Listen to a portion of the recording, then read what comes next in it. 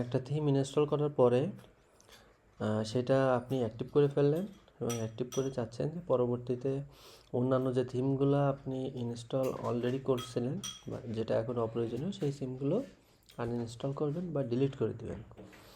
তো সেটার জন্য খুবই সহজ একটা হচ্ছে আপনি অ্যাপিয়ারেন্সের থেকে আসবেন থিমে।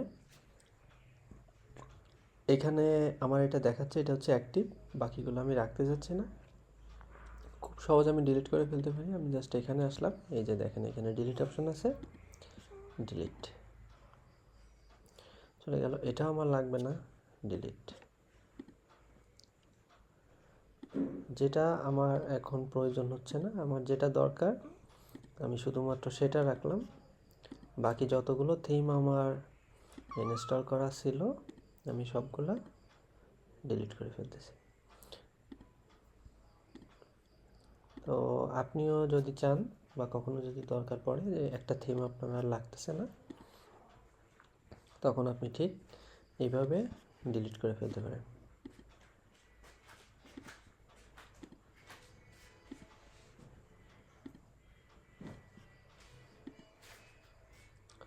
ধন্যবাদ।